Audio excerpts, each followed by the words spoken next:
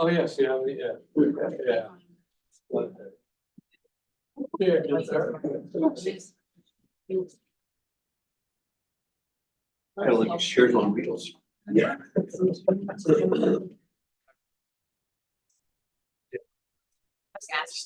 Slide over. I need one. There we go.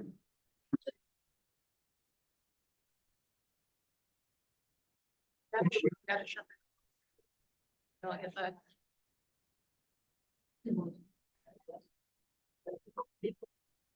Got a shot. Okay, Gary. Good morning. I'd like to welcome everybody to the Governance Committee meeting for the CCIDA Critic CRC. We're in the Fredonia Technology Incubator at 214 Central Avenue, Dunkirk, New York. We're also streaming live via YouTube and Zoom. It's March 26th at 10:05. Start with a roll call. Gary Henry's here. Dan Hetzenrader here.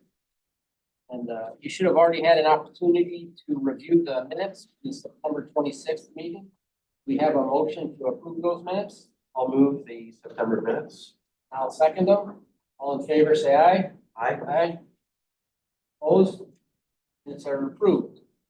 We'll move right into new business, A, housekeeping resolution presented by Harris Beach. Thank you, Mr. Chairman. Morning, everybody.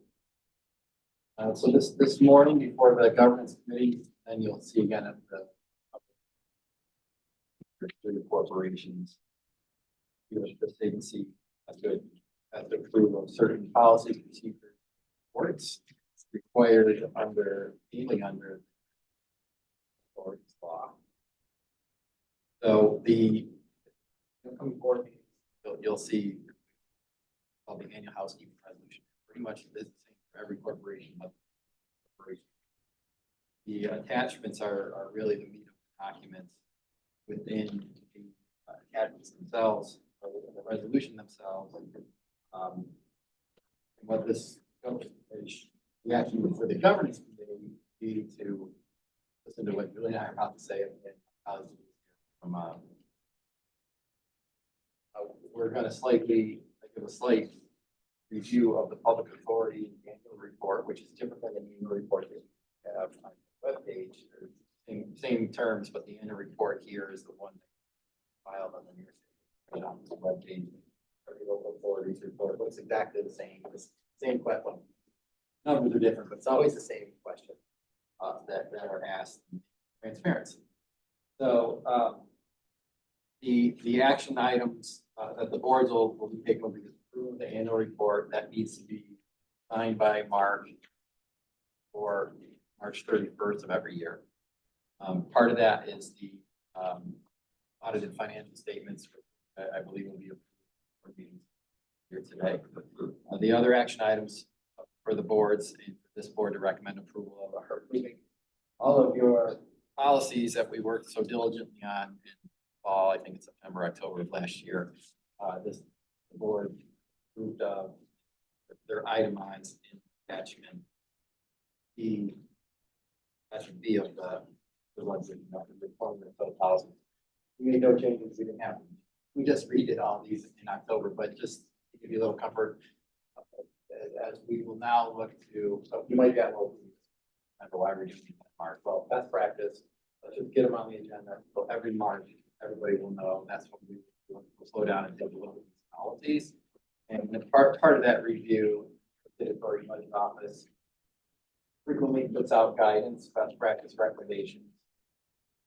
Like them, and we think they make sense. We put them on the policies as they may or may not be impacted by the ABMS guidance. Secondly, we do ID look at audit reports. So our agency audit report has been read by a lot of IDAs, and a lot of IDAs have made changes to their policies. They do have some. So every year before the next March, we'll be looking at the ABO pronouncements, new law changes, audit findings, to make sure the policies are in compliance, or otherwise or bad on it. Or maybe actually improve the way this agency can conduct its business. And so Julie will Well, then the next item within Exhibit B, that's the policies, are just general administrative matters being moving towards going to be moving up its officers, appointing counsel, appointing a bank, and authorizing any depository agreement signatures or other agreements that need to be signed. Without being out. And also the boards will be asked to review their mission statements, or also the resolution. Each agency has its own unique mission statement. And then there's 30 questions that Mark ultimately signs on behalf of the corporation, but the boards are going to be certifying with respect to certain knowledge of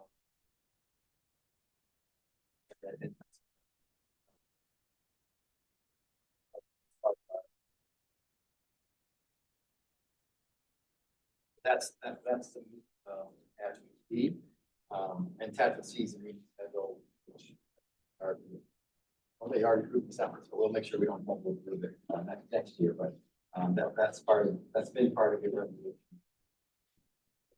Attachment C is just their general needs. So attachment A is really the purpose of all the fanfare here. That is the report. So every LDC IDA right now this month is doing here, moving this report, which contains, it's actually interesting. It contains a ton of these agencies you could not be more transparent. There's no other agencies or not-for-profits are really quite this transparent.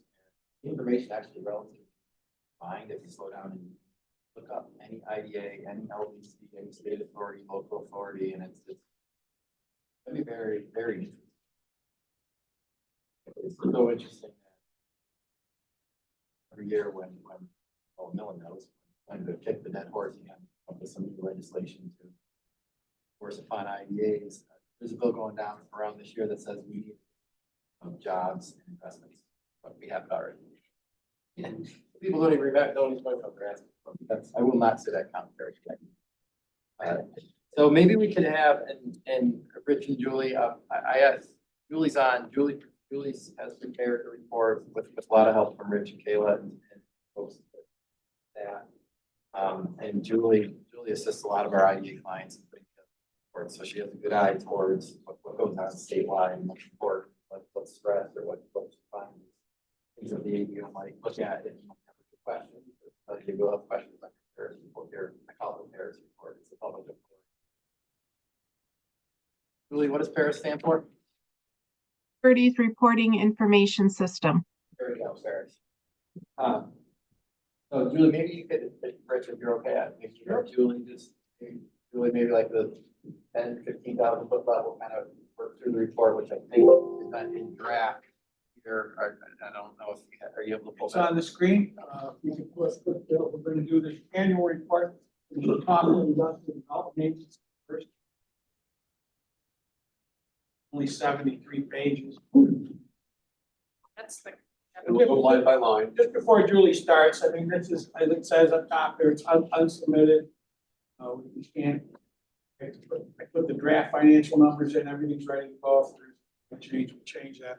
We're looking for 1 or 2 more company job numbers, which I'll get this week, Julie. Other than that, the report's done. The bond balances, loan balance, and everything else is in. Ready, just looking for a couple more job numbers. Go ahead, Julie, and walk us through it, please.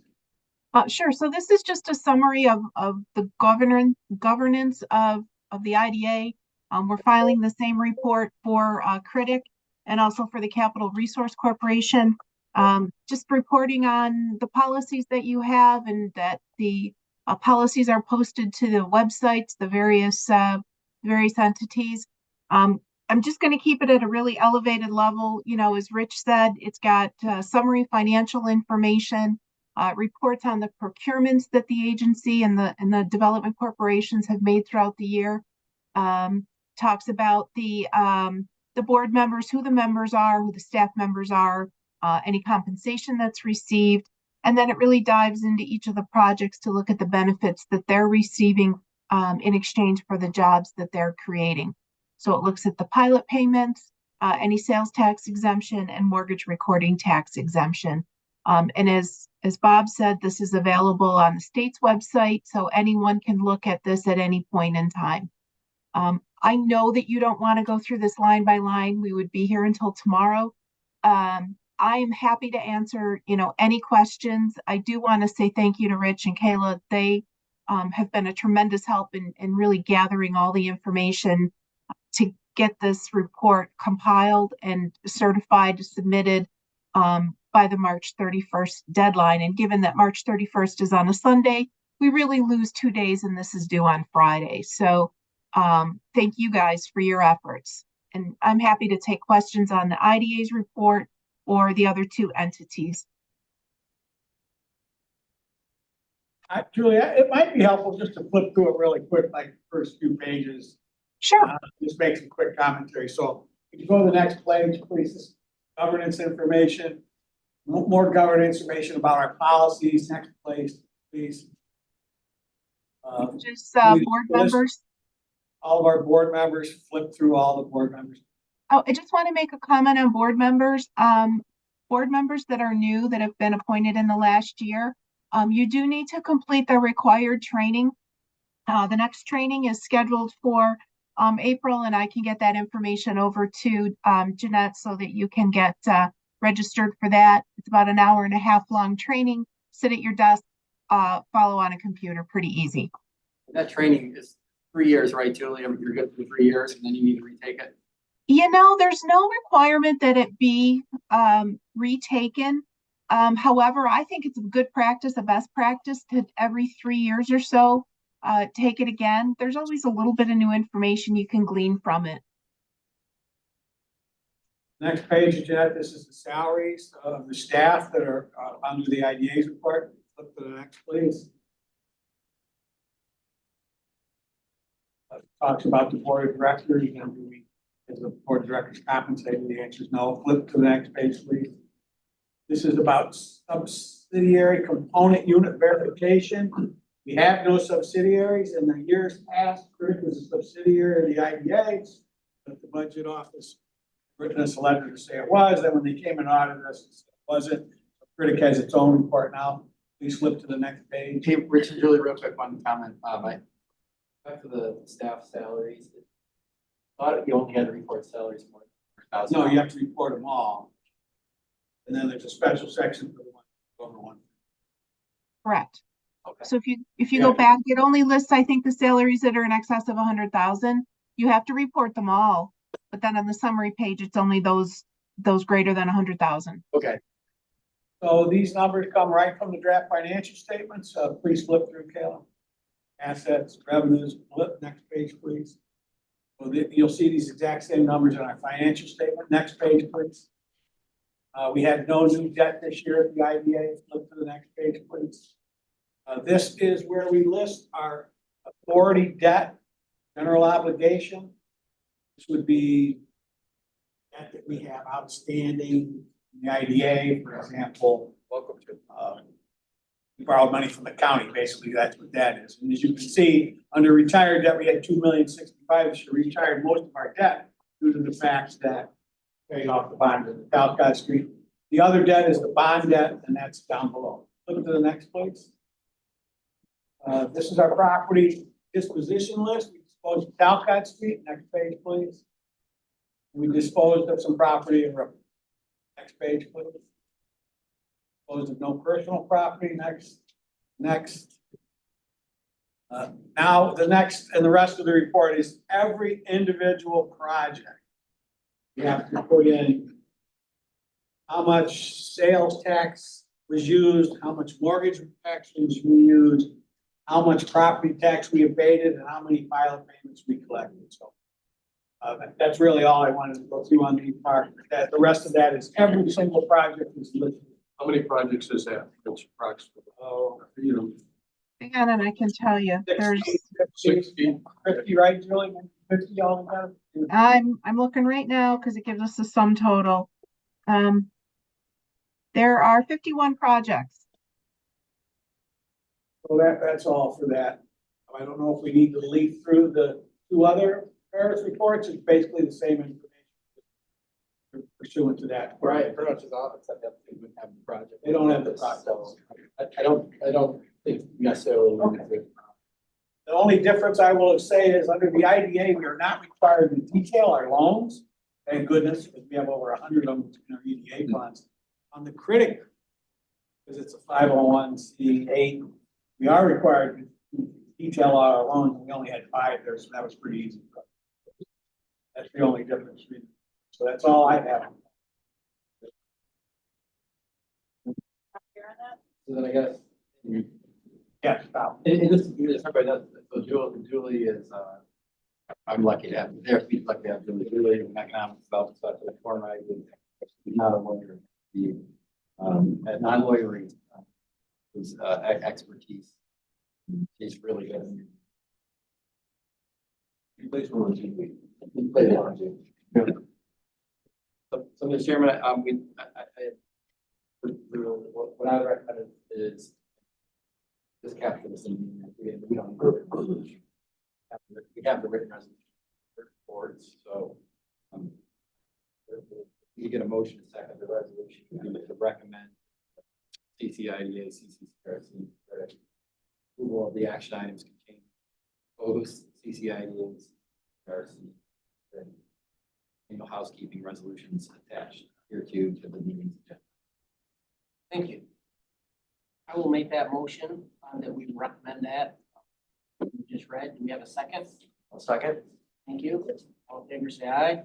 Aye. Aye. Opposed? Okay, the resolution has been recommended, and so we'll take a vote on it. Any other old business to come before the governance committee? Hearing none, we'll consider the committee meeting closed. We'll have a board meeting here in a few minutes.